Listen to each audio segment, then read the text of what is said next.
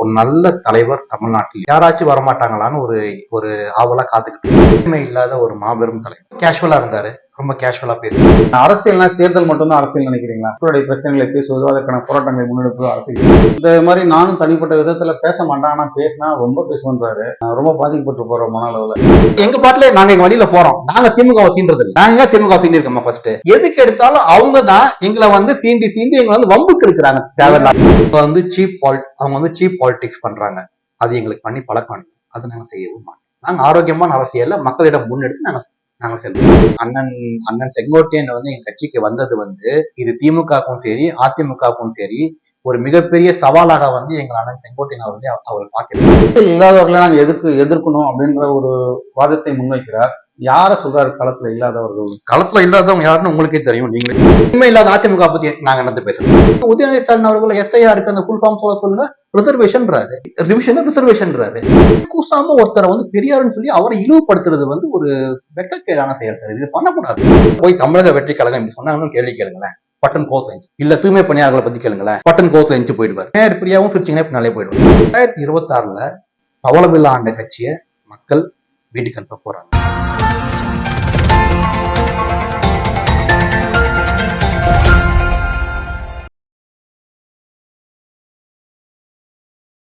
இனிய தமிழ்நாடு நண்பர்களே, திரு அமலான் சாம்ராஜ் பிரபாகர் அவர்கள் இன்று நம்மோடு இருக்கிறார். தாவேக்கானுடைய தீவிர ஆதரவாளராக இருந்து தற்பொழுது நிலையில் விஜய் அவர்களை நேரில் சந்தித்து தன்னை உறுப்பினராக இணைத்துக் கொண்டிருக்கிறார். தாவேக்கா குறித்து பல்வேறு விஷயங்களை நம்மோடு பகிர்ந்து வருகிறார். அவரை இந்த நிகழ்ச்சிக்கு வர வணக்கம்.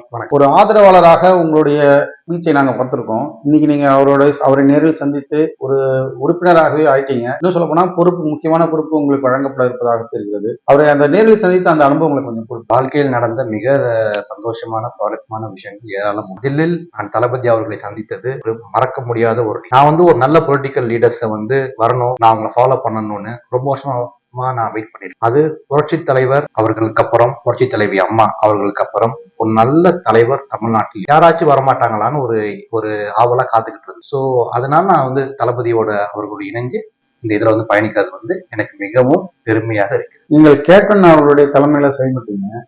அவரை ஒரு சிறந்த தலைவராக நீங்க நம்பலையா? கேப்டன் அவர்கள் புரட்சி கலைஞர் தான். அவர் யாருடன் ஒப்பிட முடியாது. அவரை வந்து தலைவராக அவரை நான் பின்பற்றினேன். அவருடன் நான் பயணி. அது என்ன ஆச்சு, ஏன் அதுல இருந்து நான் வெளியே வந்து என்னன்ற காரணங்கள் நான் போன இன்டர்வியூல நான் சொல்லியிருக்கேன். நான் அதுக்குள்ள திரு விஜய் அவர்களை நேரில் சந்தித்த பொழுது எப்படி உணர்ந்தீர்கள்? ஒரு ஆதர்ச நாயகன், திரையில பார்த்த ஒரு பிரம்மாண்டமான ஒரு மனிதர், ஒரு நேர்ல பார்க்கும்பொழுது அவருடைய செயல்பாடுகள், அவருடைய இயல்பு எப்படி? அதாவது he was a very down to earth person. பெருமை இல்லாத ஒரு மாபெரும் தலைவர். கேஷுவலா இருந்தாரு, ரொம்ப கேஷுவலா பேசினார். ஒரு லீடர் கிட்ட பேசுற மாதிரி ஒரு ஃபீலிங். கேஷுவலா ஒரு பர்சன் நம்ம எப்படி பேசுவோம் அது மாதிரி இருந்து நான் சில ஆலோசனைகள் சொன்னேன், அதை கேட்டுக்கிட்டாரு. மற்றபடி it's a very sweet and kind heart. இல்ல, உங்களை அறிமுகப்படுத்தும் பொழுது என்ன குறிப்பிட்டு அறிமுகப்படுத்தினாங்க? இல்ல, அவருக்கே என்னை பத்தி தெரிஞ்சிருக்கு, தந்தை பத்தியும் தெரிஞ்சிருக்கு, அப்பா பத்தியும் அவர் கேட்டாரு. நான் அதை பத்தி நான் பேசுறேன். அப்போ திரு ஜேசிடி பிரபாகர் அவர்கள் உங்களுடைய தந்தை தாவேக்காவில் இணைவதற்கு வாய்ப்பு? அரசியலில் எதுவும் நடக்கலாம், யார் எந்த கட்சிக்கு போவாங்கன்றது நம்மளால சொல்ல முடியும். திரு செங்கோட்டையன் அவர்களுடைய அந்த இணைப்பிற்கு பிறகு தாவேக்கா ஒரு வலுவற்று பெற்றிருப்பதாக நோக்கப்படுகிறது. அதை தொடர்ந்து அதிமுக முக்கிய பிரமுகர்கள் தாவேக்காவிற்கு வருவார்கள் அப்படின்ற செய்திகள் வரும்பொழுது திரு ஜேசிடி பிரபாகர் அவர்கள் ஒரு குறிப்பிடத்தகுந்த மனிதர். அப்ப அவருடைய அந்த வருகை தாவேக்கா சென்னையை பொறுத்த மட்டும் ஒரு வலுவான கட்டமைப்பை உருவாக்குவதற்கு, அரசியல் பயிலரங்கம் அப்படின்றது உங்களுக்கு அனுபவங்கள் இல்லாத போது அனுபவம் மிக்கவர்கள் உள்ள வரும்பொழுது அது பயன்படும் அப்படின்னு தாவேக்கா தான் சொல்றேன் இல்லையா, வாய்ப்பு இருக்கிறது. காலங்கள் அதுக்கு ஆண்டுகால திமுக ஆட்சியை எப்படி பாக்குறீங்க? இல்ல, பாக்குறதுக்கு ஒண்ணும் இல்லை. 4 ஆண்டு காலம் திமுக ஆட்சியில ரொம்ப ஒரு கேவலமான மக்கள் வெறுக்கும் ஒரு விரோத ஆட்சி தான் திமுக தமிழ்நாடு மக்களுக்கு. உங்களுடைய மாநாடு பொதுக்கூட்டத்திற்கு தமிழகத்தில் தொடர்ந்து தடைகள் விதிக்கப்பட்டிருந்தது. இப்பொழுது பெரும் போராட்டத்துக்கு அப்புறம் ஈரோடு அனுமதி வாங்கியிருக்கீங்க. பாண்டிச்சேரியிலையும் ஒரு பெரிய போராட்டத்திற்கு அப்புறம் தான் அனுமதி கிடைத்தது. ஆனா வடக்கு மண்டல இளைஞரணி மாநாடு திமுகவிற்கு உடனடியாக வாய்ப்பு கிடைச்சது, அதுக்கான ஏற்பாடுகள் நடைபெற்றது. அதாவது திராவிட முன்னேற்ற கழகம் 4 ஆண்டு காலங்களில் தமிழ்நாட்டு மக்களின் வெறுப்பை சம்பாதித்துக் கொண்டிருக்கிறது. தளபதி அவர்களுடைய வருகையால் 1977 நடந்தது அந்த வரலாறு மீண்டும் வந்துவிடக்கூடாது என்பதில், தளபதியின் புகழ்ச்சியை முடக்குவதில் திராவிட முன்னேற்ற கழகம் மிக உன்னிப்பாக சில செயல்களை செய்து கொண்டது. அதனாலதான் இந்த 84 கட்டுப்பாடுகளை போட்டு அந்த பொதுக்கூட்டத்தை நடத்த கூடாத அளவுக்கு தடங்கள்லாம் எங்களுக்கு கொடுத்தாங்க. ஆனா அதையும் மீறி நாங்க வெற்றிகரமா அந்த பொதுக்கூட்டத்தை நாங்க நடத்தி முடிச்சிருக்கோம். இல்ல தமிழகத்துல இல்ல இந்தியாவிலேயே ஒரு 84 நிபந்தனைகளோடு ஒரு அரசியல் கட்சிக்கு கூட்டம் அனுமதிப்பது அப்படின்றது இது ஒரு கிட்டத்தட்ட ஒரு மறைமுகமான அடக்குமுறையாகவே பார்க்கப்படுது. உண்மையா இது மறைமுகமா இல்ல, நேராவே அவங்க எங்களை அடக்கி. அப்ப நீதிமன்றத்தினுடைய உதவி நீங்க என்னலாம்ல? இப்ப எஸ்ஓபி ஃபார்ம் பண்ணியும் கூட திரும்பவும் இது மாதிரி தொடர்புகள் பிரச்சனைகள் வரும்போது அந்த ரோட் ஷோக்கு ஒரு கிளியரான ஒரு இன்ஸ்ட்ரக்ஷன்ஸ் கொடுக்கணும்னு இப்ப கோர்ட் வந்து 5ஆம் தேதிக்குள்ள, ஜனவரி 5ஆம் தேதிக்குள்ள தமிழ்நாடு அரசை கேட்டிருக்காங்க. இப்ப நீங்க கேட்டீங்க திமுக இளைஞரணி மாநாடு, அவங்க வடக்கு மண்டல மாநாடு நடத்தும், அதுல அவங்களுக்கு எப்படி அனுமதி கொடுத்தா நீங்க கேட்டீங்க. அவங்க ஆளுங்கட்சியா இருக்காங்க, ஒரு முதல்வர் பங்கேற்க. இல்ல ஆளுங்கட்சியாக இருந்தாலும் சட்டம் ஒன்று தானே, சட்டம் எல்லாத்துக்கும் சமம் தான். ஆனா அது காவல்துறைக்கு தெரியவில்லையே. ஆட்சி அதிகாரத்துல யார் இருக்காங்களோ அவங்க சொல்றதை கேட்டு அவங்க பண்ணிட்டு போறாங்க. இன்னொரு பக்கம் நீதி நேர்மை நியாயம் அவங்க எங்க பாக்குறாங்க? இன்னொரு பக்கம் பாத்தீங்கன்னா அதிமுக தங்களுடைய பொதுக்கூட்டங்களை நடத்தி கொண்டிருக்கிறார்கள், தங்களுடைய நிகழ்ச்சிகளை நடத்துறாங்க. அதுக்கு திமுக தரப்புல இருந்து எந்த விதமான எதிர்ப்பும் தெரிவிக்க முடியாத கையெறு நிலையில் தான் அவங்க இருக்காங்க. அப்ப அதிமுக தனது அரசியல் அனுபவத்தை பயன்படுத்தி இந்த பொதுக்கூட்டங்களை நடத்துது நம்ம சொல்லலாமா? தாவேகா பயந்து கொண்டு இருக்கிறது? இல்ல. அதாவது இது எப்படின்னா, அதிமுக வந்து ஒரு கட்சியாகவும் சரி, ஒரு இதாகவும் ஒரு பொருட்டா திமுக மதிக்கலன்றதான் இந்த காட்டுது. இல்ல இது நீங்க எப்படி இதை குறிப்பிட முடியும்? இன்னைக்கு மக்கள் மத்தியில ஆண்ட ஒரு கட்சி 30 ஆண்டுகள் மேல் ஆட்சியில் இருந்தவர்கள் அவர்களை வந்து ஒரு பொருட்டு இல்ல அப்படின்றது இல்ல பொருட்டு இல்லைன்றது என்னன்னா, தமிழக வெற்றி கழகத்தை பார்த்து திமுக பயப்படுவது அந்த அளவுக்கு அதிமுகவை கண்டு அவர்கள் பயப்படுவதில்லை. ஏன்னா அவங்களுக்கு வந்து அதிமுக வந்து திமுக வந்து ஒரு சக போட்டியாக அவர்கள் அதை கருதவில்லை. அதுதான் நான் சொல்றேன். இல்ல அண்ணாவையும் எம்ஜிஆரும் தமிழ்நாட்டு சொத்து அது வந்து எல்லாருக்கும் தெரியும். ஆனா அது ஏன் அவங்க எங்களாளுங்க, அவங்கள யாரும் சொந்தம் கொண்டாட முடியாதுன்னு விஜய் அவர்கள் எப்படி குறிப்பிடுறாரு? ஏன்னா அண்ணா திமுக அப்படின்றது பேர்ல இருக்கு. எம்ஜிஆர் அவர்கள் அந்த கட்சியை தோற்றுவித்தவர். நீங்க நேரடியாவே அதிமுக அட்டாக் பண்றீங்க. நீங்க இப்ப இவங்க வந்து திமுகவினர் வந்து எம்ஜிஆர் சொந்தம் கொண்டாட போறது இல்லை, அண்ணாவை சொந்தம் கொண்டாடுவாங்க. இப்ப நீங்க அவங்கள வந்து கொண்டாடக்கூடாதுன்னு எப்படி சொல்றீங்க? நீங்க அதுக்கு உங்களுக்கு நாங்க கொண்டாடக்கூடாதுன்னு நாங்க சொல்லல. அண்ணாவும் புரட்சி தலைவரும் தமிழ்நாட்டினுடைய சொத்து இருவரும். அது வந்து யார் வேணாலும் அவங்கள வந்து ஒரு முன் உதாரணமாக எடுத்துட்டு அவங்களோட இதை பின்பற்றி ஆட்சி கொண்டு வரலாம். அதுதான் நாங்க சொல்ல வரோம். ஸோ அதுதான் நாங்க சொல்றோம். அவங்க வந்து தே ஆர் நாட் இது டு க்ளோஸ் டு ஒன் பார்ட்டின்னு நாங்க சொல்ல வரோம். அவ்வளவுதான். ஏன் இப்போ புரட்சி தலைவர் பேர்ல எவ்வளவு பேர் கட்சி வச்சு நடத்துறாங்க? ஏன் நடத்துறாங்க? அவங்க வைக்கக்கூடாது அபிமானம் அவர் மீதான. அதேதான் எங்களுக்கும். அவர் வந்து ஒரு பொது தலைவர். அதுதான் நாங்களும் சொல்றோம். அவர் நாங்க இதுவா எடுத்திருக்கோம், ரோல் மாடலா எடுத்து நாங்க அவர் ஆட்சி நாங்க தமிழ்நாடு கொடுக்கும் நாங்க நினைக்கிறோம். அவ்வளவுதான்.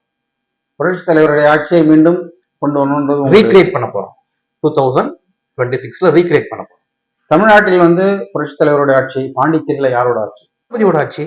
ஏன் தளபதி ஆட்சியை தமிழ்நாட்டுல கொடுக்க கூடாதா? பாண்டிச்சேரியில தளபதி ஆட்சி, தமிழ்நாட்டிலும் தளபதி ஆட்சி தான். அதுல எந்த விதமான புரட்சி தலைவருடைய ஆட்சியை தானே நாங்க கொண்டு வர போறோம் சொல்லிங்க இப்ப குறிப்பிட்டீங்க. அந்த ஆட்சி காலத்தில் அவர் தமிழ்நாடு மக்களுக்கு என்னென்ன திட்டங்களை கொண்டு வந்தார், தமிழ்நாடு மாநிலம் எப்படி நிம்மதியாக இருந்தது, அதை நாங்கள் கொண்டு வர போறோம் தளபதி ஆட்சியின் மூலம் தான் சொல்றோம். மக்கள் என் பக்கம், நான் மக்களின் பக்கம்.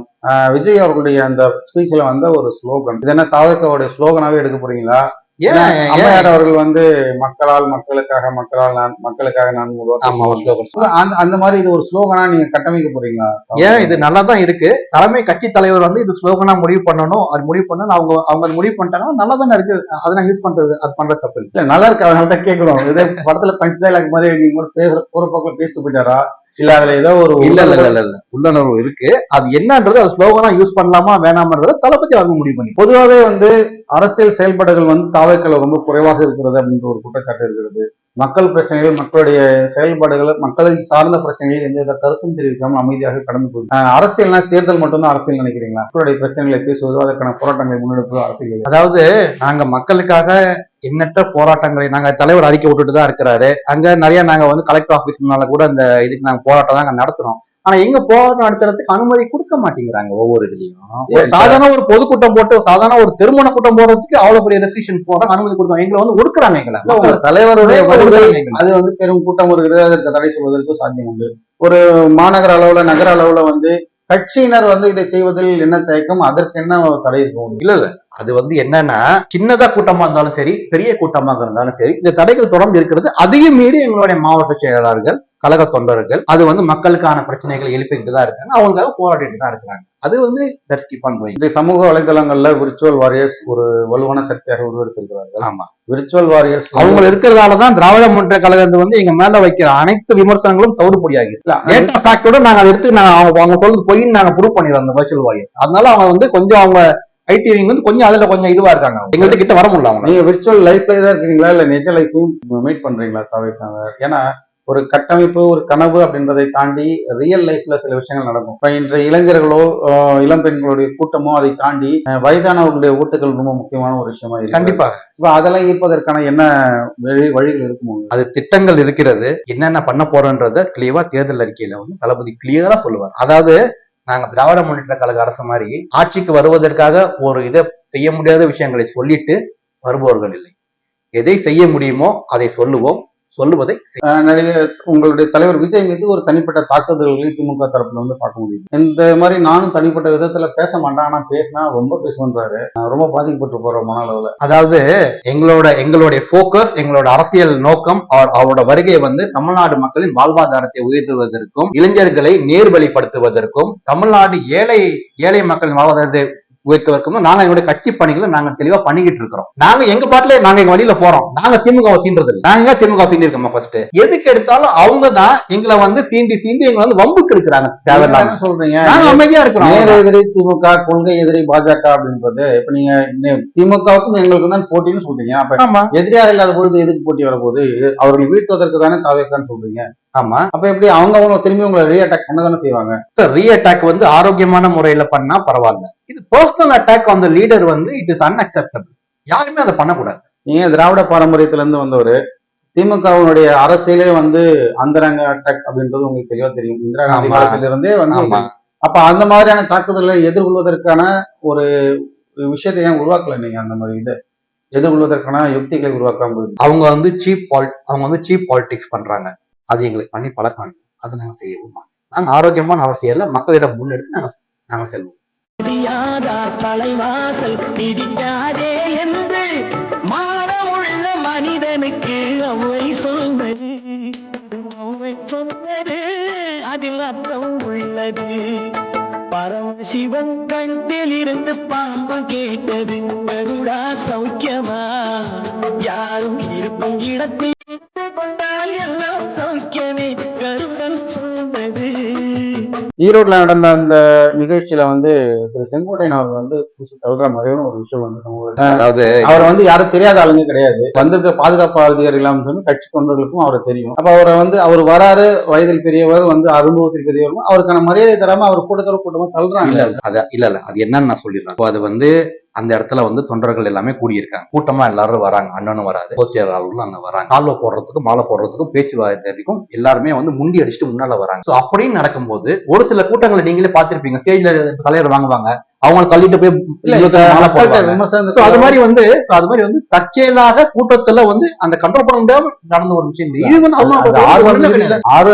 கூட்டத்துல வந்து இது மாதிரி இது வளர்ந்து சகஜம். இல்ல ஆர்வ மிகுதியில இந்த சம்பவம் நடந்திருந்தாலும் மற்ற கட்சிகள்லாம் இந்த பிரச்சனை, ஏன்னா ஒரு சீனியர் இருக்கும்போது அவரை தள்ளிட்டு போய் யாரும் வந்து பண்ண மாட்டாங்க. அதாவது இதுல என்னன்னா, அண்ணன் செங்கோட்டையன் வந்து என் கட்சிக்கு வந்தது வந்து இது திமுகவுக்கும் சரி அதிமுகவுக்கும் சரி ஒரு மிகப்பெரிய சவாலாக வந்து எங்கள் அண்ணன் செங்கோட்டையன் அவர் பார்க்கிறார். என்ன மாதிரி இப்ப அவரங்க வந்துட்டாரு. கொங்கு மண்டலத்தில் அதிமுகன்னு ஒரு தனியா ஒரு ஓட் பேங்க் இருக்கு. அது கொங்கு மண்டலம் தான் இப்ப அதிமுகவோட கோட்டைன்னு சொல்லுவாங்க. திமுகலையும் திரு செந்தில் பாலாஜி அவர்கள் கொங்கு மண்டலத்துல பார்த்துட்டு அங்க வந்த கோட்டன். இப்போ அண்ணன் செங்கோட்டையன் வருகையால் திமுகவும் சரி அதிமுகவும் சரி கொங்கு மண்டலத்தில் ஆட்டம் காணப்படும். சோ இதை பொறுத்து கொள்ள முடியாமல் யதார்த்தியாக நடந்த ஒரு விஷயத்தை பூதாகாரமாக்கி பெருசு பண்ணி அவரை நாங்கள் அவமதிக்கிறோம் என்று ஒரு நடக்காத ஒன்றை நடந்ததாக சொல்லி ஒரு ஃபேக் ப்ராபகண்டா வழக்கமான கட்டமைப்பு இருக்கிறதுனால கட்டமைப்பு வருங்க. களத்தில் இல்லாதவர்களை நாங்கள் எதிர்க்கணும் அப்படின்ற ஒரு வாதத்தை முன்வைக்கிறார். யார சொல்றாரு களத்துல இல்லாதவர்கள்? களத்துல இல்லாதவங்க யாருன்னு உங்களுக்கே தெரியும், நீங்களே சொல்லுங்க. களத்துல இல்லாதவங்க சின்ன சின்ன அரசியல் கட்சிகளை சொல்றாரு. அது அவரு குறிப்பிட்டு அவர் யாருன்னு சொல்ல, யாரு களத்துல இல்லன்றது அவங்களுக்கு தெரியும். அதாவது அதிமுகவையும் பாஜகவையும் தான் அவர் பேசுறதே இல்லை அப்படின்ற ஒரு குற்றச்சாட்டு வச்சது. அந்த கேள்விக்கு தான் அவர் அதை பதிலா சொல்றாரு. அப்ப அதிமுக பாஜக களத்துல இல்ல அப்படின்னு சொன்னா இன்று நாட்டை ஆட்டுக் கொண்டிருப்பவர்கள் பாஜகவினர், மாநிலத்தை 30 ஆண்டுகள் ஆண்டிருப்பவர்கள் அதிமுகவினர். இவர்களை வந்து நீங்க களத்துல களமாடாமல் நீங்க எப்படி வந்து ஓட்டு வாங்க? ஒருவேளை கூட்டணிக்கான ஒரு அச்சரமா பார்க்கலாமா? நாங்கள் கூட்டணிக்கு அதான் நாங்க சிறப்பு செயற்குழு பொதுக்குழுல முடிவு பண்ணிட்டோமே. எங்களோட தளபதி தான் முடிவெடுக்கணும். தளபதி தான் முதல்வர் வேட்பாளர். நாங்க முடிவு பண்ணிட்டோம். எங்களோட அவங்க கூட்டணிக்கு அனுசரிச்சு நாங்க கூட்டணிக்கு போக வேண்டிய கட்டாயம் எங்களுக்கு கிடையாது. நாங்க கூட்டணிக்கு நாங்க போவோம். ஓவர் கான்பிடண்டா தெரியல. நாங்க எதுக்கு முதல்ல கூட்டணிக்கு போகணும் சார்? இல்ல புரியல எங்களுக்கு. மக்கள் எங்க மேல நம்பிக்கை வச்சிருக்காங்க, மக்கள் எங்களை நம்புறாங்க, மக்கள் சக்தி அன்பையும் பெற்ற யாருமே தோத்தத வரலாறு இருக்கு. அதை நாங்க தனித்தே ஆட்சி பிடிப்போம். திமுகவை நேரடியாக அட்டாக் பண்றீங்க. அதிமுகவும் பாஜகவும் தவறுகள் செய்யாதவர்களா, அல்லது அவருடைய தவறுகளை ஏன் சுத்தி காட்டாம ஒதுங்கி? நாங்களும் சுத்தி காட்டிட்டு தான் இருக்கிறோம். இப்ப களத்துல இருக்கிறது யாரு சார் சொல்லுங்க? அப்ப ஆட்சியில் யாரு இருக்காங்க? அதிமுகவை மத்தியில பாஜக இருக்காங்களா? அவங்கள பத்தி பேசலாங்க. மத்தியில பாஜக இருக்கிறாங்க. நான் அவங்களோட கொள்கை எதிரின்னு நாங்க சொல்லிட்டோம். அவங்க சில கொண்டு வந்த சில விஷயங்கள் நாங்கெல்லாம் எங்க தலைவர்கள் அதுதான எதிர்ப்பு தெரிஞ்சு பேசிக்கிட்டு தான் இருக்கிறாங்க. இப்ப ஆட்சியில் தமிழ்நாட்டுல யாரு இருக்கா? திமுக பத்தி தான் பேச முடியும். ஒண்ணுமே இல்லாத அதிமுக பத்தி நாங்க என்ன பேசுறது? இப்ப இந்த 100 நாள் வேலைவாய்ப்பு திட்டத்தை பாஜக பெயர் மாற்றம் செஞ்சுட்டாங்க. அதை கண்டித்து கூட தாவேகா தரப்புல இருந்து எந்த வித அறிக்கையும் வரவில்லை, இது வரைக்கும் வரல. பொதுவாகவே ஏன் எந்த ஒரு விஷயத்துக்கும் ஒரு அறிக்கை வெளிவரதுக்கு ரொம்ப தாமதம்? அது எந்த நேரத்துல எதுக்கு கொடுக்கணும்ன்றது எங்களுடைய வெற்றி தலைவர் தளபதி அவர்களுக்கு மிக தெளிவாக தெரியும். ஏற்ற நேரத்தில் அதுக்கான பதிலை அவர் தரும். இளம் பெரியாராக உருவெடுத்திருக்கக்கூடிய திரு உதயநிதி ஸ்டாலின் அவர்கள், திரு ஏவா வேலுவனுடைய இந்த புகாரம், இதை நீங்க எப்படி பாக்குறீங்க தாவேகா? அதாவது இது பெரியாருக்கு இதை அவங்க இது எப்படி சொல்றதுன்னா, ஒரு தலைவரை ஒரு அமைச்சர் அந்த கட்சியோட தலைவரை புகழ்ந்து பேசுற, நீங்க புகழ்ந்து பேசுங்க, அது எல்லா கட்சியும் அது இயல்பா பண்றது. ஆனா பெரியார் ஒரு தமிழ்நாட்டினோட தந்தை. 8 கௌரவ பதவிகளை ராஜினாமா செய்துவிட்டு காங்கிரஸ் ஸ்தாபனத்தில் தமிழ்நாட்டினுடைய தந்தை அப்படின்றது ஒரு சாராருடைய கருத்து தானே தவிர எல்லாருடைய கருத்து. தமிழ்நாட்டோட தந்தை எந்தவித மாற்றமும் சார். அவர் 8 கௌரவ பதவியை ராஜினாமா செய்துவிட்டு காங்கிரஸ் ஸ்தாபனத்தில் சேர்ந்து அரசியலுக்காக மக்கள் பணியாற்றி வந்தவர் சார். இவங்க திமுக இப்போ இளம் பெரியாருன்னு திரு ஏவா வேலு அவர்கள் திரு உதயநிதி ஸ்டாலின் சொல்றாங்களே, என்ன உதயநிதி ஸ்டாலின் அப்படியே திமுக என்ன போராட்டம் பண்ணி அவர் துணை முதலமைச்சர் ஆனாரு? நீங்களே சொல்லுங்க பாப்போம். எல்லா பதவியும் தான் குடும்பத்துக்கு வேணும், தனக்கு வேணுன்றதுக்காகவே துணை முதல்வர் எல்லா பதவியும் வாங்கி வச்சு பணம் சம்பாதிச்சிட்டு இருக்காங்க. இவர் எப்படி சரி பெரியாரா? பெரியாருக்கு தெலுங்கு, தமிழ், இங்கிலீஷ் 3 லாங்குவேஜ் சரளமா பேசுவாரு. எங்க உதயநிதி ஸ்டாலின் அவர்கள் எஸ்ஐஆருக்கு அந்த ஃபுல் ஃபார்ம் சொல்லுங்க, ரிசர்வேஷன்றாரு, ரிசர்வேஷன்றாரு. இதுவே ஒரு கிளாரிட்டி இல்ல. அவரை போய் பெரியாருன்னு சொன்னா இது பெரியாரை கேவலப்படுத்துற மாதிரி இல்லையா? இல்ல, அப்படி குறிப்பிட்டா உங்களுடைய தலைவர் கூட தான் பொதுக்கூட்டத்துல பேசும்போது வார்த்தைகளை மறந்துட்டு கொஞ்சம் தடுமாறினார்னு. வார்த்தைகளை மறக்கிறது அது ஃபோர்ஸ் ஆஃப் ஃபியர்ஸா பேசும்போது வார்த்தைகள் தடுமாற்றங்கள் வருவது சகஜம். ஆனால் வாய் கூசாம ஒருத்தரை பெரியாருன்னு சொல்லி அவரை இழிவுபடுத்துறது ஒரு வெட்கக்கேடான செயல் சார். இது பண்ணக்கூடாது. நீங்க அவங்களோட தலைவர் நீங்க புகழ்றீங்களா? எவ்வளவு விஷயங்கள் இருக்கு, சொல்லி புகழுங்க. அதுக்குன்னு ஒரு பெரியாரை பத்தி இப்படி இழிவுபடுத்த கூடாதுங்க. அது தப்பு. அதன் வன்மையை கண்டிக்கிறேன். பால்வாடி கட்சிக்கெல்லாம் பதில் சொல்ல வேண்டிய அவசியம் பவள விழா கட்சிக்கு இல்லைன்னு செயல்பட்டு சொல்றாரு. யார் அந்த பால்வாடி கட்சி? அவர் நாம் தமிழர் இல்ல திமுக எதிர்க்கிற எந்த கட்சி, எல்லா கட்சியும் கூட அவர் எதுன்னு சொல்லியிருப்பாங்க. என்ன சொல்றேன்னா, முதல்ல திரு அமைச்சர் சேகர் பாபு அவர்கள் பத்திரிகையாளர்களை முழுசா அவர்கிட்ட போய் தமிழக வெற்றி கழகம் இப்படி சொன்னாங்கன்னு கேள்வி கேளுங்களேன், பட்டன் கோர்ஸ் லஞ்ச். இல்ல தூய்மை பணியாளர்களை பத்தி கேளுங்களேன், பட்டன் கோர்ஸ் லஞ்ச் போயிடுவார். நேர் பிரியாவும் சிரிச்சிங்கன்னா பின்னாலே போயிடுவாங்க. சோ எந்த பிரச்சனையுமே முழுமையா சேகர் பாபு மதிச்சு ஃபுல்லு பேசுறது இல்ல.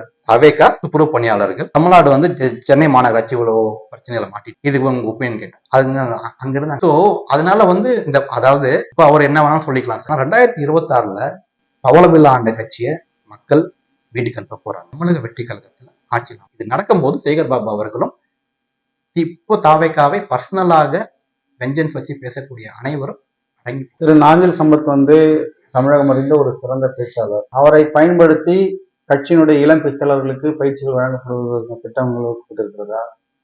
அது கட்சி தலைமை அடுத்த கட்டத்தை எப்படி அவரை வச்சு எப்படி பண்ணணும், அது கட்சி தலைமை அதை முடிவு பண்ணி கிளியர் தளபதி அவர்கள் வெளியே வரும். பொதுவாக ஒரு கட்சியினுடைய தலைவர் செய்தியாளர் சந்திப்பு அப்படின்றது பல விஷயங்களை வெளிக்கொண்டு வரும். திரு விஜய் அவருடைய செய்தியாளர் சந்திப்பு வெகுவாக எதிர்பார்க்கக்கூடிய சூழல்ல அவர் என்னைக்கு செய்தியாளர்களை சந்தித்து ஒரு நீண்டது அதாவது முதல்ல நான் ஒண்ணு சொல்லிக்கிறேன். செய்தியாளர்கள் இப்ப சீமான் அவர்கள் எடுத்துக்கலாம். ஒரு நாளுக்கு எத்தனை தடவை மீடியா பாக்குறாரு? 2 தடவை 3 தடவை பாக்குறாரு. எல்லா குறைகளும் அவர் சொல்றாரு.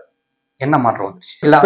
மக்களுடைய பிரச்சனைகளை மக்கள்கிட்ட கொண்டு போய் சேர்க்கிறாருல்ல. இந்த மாதிரி இப்ப அதிமுக எடுத்துக்கோங்க. எதிர்கட்சி தலைவர் எடப்பாடி பழனிசாமி பிரச சந்திக்கிறார். அவரும் சில கருத்துக்கள் மக்கள் பிரச்சனை பத்தி பேசுறாரு. அதாவது சும்மா பிரஸ் மீட் வச்சு அதை பத்தி பேசிக்கிட்டே இருக்கிறது அர்த்தம் இல்லை. எங்க தளபதி அவர்கள் ஒரு பிரஸ் மீட் வச்சு ஒரு விஷயங்கள் பேசினார்னாலே அது ஒரு யூஸ்ஃபுல்லான ஒரு விஷயமா தான் இருக்கும். சும்மா பிரச சந்திக்கிட்டு சும்மா பிரச்சனைகளை பத்தி பேசிக்கிட்டு சும்மா பண்றதுல எங்களுக்கு அந்த உடன்பாடு. பேசணும்னா கிளியர் கிளாரிட்டி பேசுற அன்னைக்கு நீங்க பாருங்க, அப்ப உங்களுக்கு தெரியும். திமுக அரசின் மீது மிக கடுமையான ஊழல் குற்றச்சாட்டுகள் தொடர்ந்து முன்வைக்கப்பட்டு கொண்டிருக்கிறது. தாவேகாவினர் இதை எப்படி பாக்குறீங்க இந்த விஷயத்த? அதாவது திராவிட முன்னேற்ற கழக கட்சி ஆட்சி மக்களுக்கான ஆட்சி இல்லை, விளம்பர மாடல் ஆட்சி. அதாவது 10 வருஷம் அவங்க பவர்ல இல்ல சார். அதிமுக தான் பவர்ல இருந்துச்சு.